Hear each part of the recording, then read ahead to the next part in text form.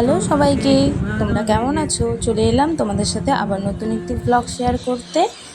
দিনটি আমার কাছে ভীষণ স্পেশাল আর আমার মা বাবার কাছেও ভীষণ স্পেশাল। তাই আমি সেই দিন চলে গিয়েছি মদন মোহন বাড়িতে পুজো দিতে।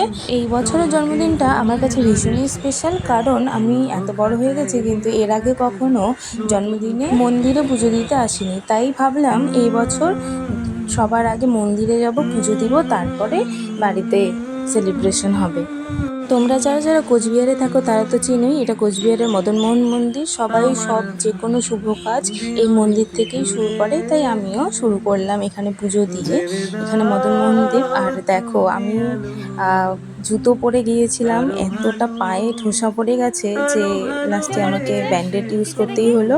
আর এই মহারাজকে দেখছো, কারণ ও পড়ে গেছে কাদার মধ্যে, এখন ওর জামা প্যান্ট কিছু নিয়ে আসা হয়নি, তাই ওর পাপাকে ফোন করা হয়েছে, ওর পাপা এসে জামা কাপড় নিয়ে আসবে।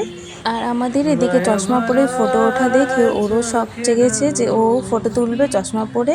তবে ওর এতটুকু মুখ, তাই ওর চোখে আর চশমাটা বসছে না।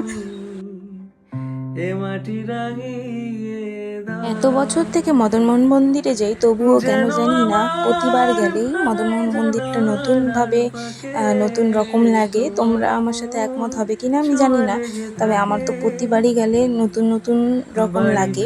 তো এখানে বসে প্রসাদ খেয়ে নিয়েছিলাম, আর ভোগ প্রসাদের জন্য অপেক্ষা করছিলাম, কিন্তু ভোগ প্রসাদ তো পাওয়া যায়নি, শেষ হয়ে গেছে। তারপর আর কি, এরপর কেক নিয়ে বাড়িতে সোজা চলে এসেছি।